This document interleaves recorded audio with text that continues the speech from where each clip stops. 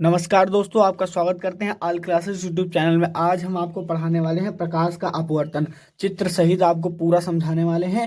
एक ही क्लास में आपके पूरा कॉन्सेप्ट क्लियर हो जाएगा और पेपर में कैसे आएगा, कैसे लिखना है, आप सभी को पूरा पता चल जाएगा। ये आपके बोर्ड परीक्षा में पूछा जाएगा, 100% पूछा जाएगा, इसमें कोई दो राय नहीं है। अगर ना आए तो बताना, ठीक है। आइए देखते क्या है। प्रकाश की कोई किरण सीधी रेखा में चलती है और किसी पारदर्शी माध्यम में जाती है तो वह अपने पथ से विचलित हो जाती है। यह परिघटना प्रकाश का अपवर्तन कहलाती है। यानी कहने का मतलब है, जब कोई प्रकाश की किरण किसी पारदर्शी माध्यम में जाती है तो वह अपने पथ से अलग चली जाती है। मान लीजिए यह कोई माध्यम है नीचे पारदर्शी, और ये किरण ऐसे आई और इस माध्यम में जाने से पहले वह अपने पथ से विचलित हो गई, तो यह परिघटना प्रकाश का अपवर्तन कहलाता है। ठीक है, इस प्रकाश के अपवर्तन के जो नियम है उस नियम को भी आज हम लोग डिस्कस करने वाले हैं। ठीक है, पहला नियम क्या है? आपतित किरण, अपवर्तित किरण व आपतन बिंदु पर अभिलंब तीनों एक ही तल पर होते हैं। कहने का मतलब है, जैसे कि कोई ये ऐसे माध्यम है, इस पर आपतित किरण और अपवर्तित किरण तथा इस पर जो अभिलंब खींचा जाएगा, ये तीनों एक ही बिंदु पर होते हैं। ठीक है, यानी कहने का क्या है? आपतित किरण, अपवर्तित किरण व आपतन बिंदु पर अभिलंब तीनों एक ही तल पर होते हैं। ठीक है, दूसरा नियम हमारा क्या है?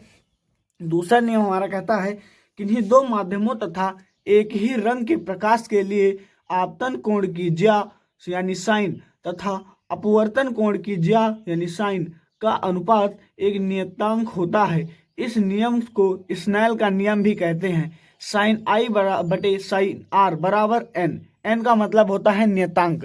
ठीक है, एन का मतलब होता है नियतांक, जहां साइन आई बराबर आपतन कोण और साइन आर बराबर अपवर्तन कोण, एन बराबर नियतांक। आइए हम इसको चित्र से भी आपको समझाते हैं।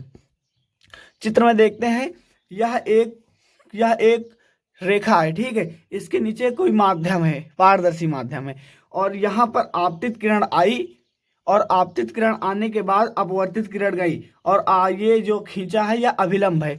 अभिलंब के और आपतित किरण के बीच में एक कोण बन रहा है, जिसको कहते हैं आपतन कोण। और अपवर्तित किरण तथा अभिलंब के बीच में एक कोण बन रहा है आर, इसको कहते हैं अपवर्तन कोण। रुको, आपको अच्छे से समझाते हैं।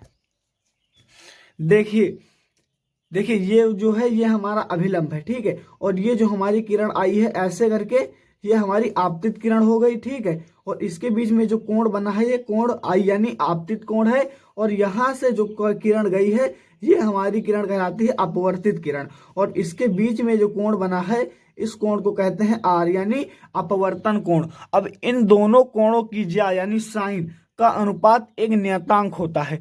क्या होता है? एक नियतांक होता है। इसे ही अपवर्तन का नियम कहते हैं। ठीक है, इसे स्नेल का नियम भी कहते हैं। ध्यान दीजिए, कभी कभी पूछ लेता है स्नेल का नियम क्या है। ठीक है, स्नेल का नियम और अपवर्तन का नियम यही है। आप इसको अच्छे से तैयार कर लीजिए, आप स्क्रीनशॉट ले सकते हैं। अगर वीडियो पसंद आई है तो सर लाइक कर दीजिए और चैनल को सब्सक्राइब कर लीजिए। धन्यवाद।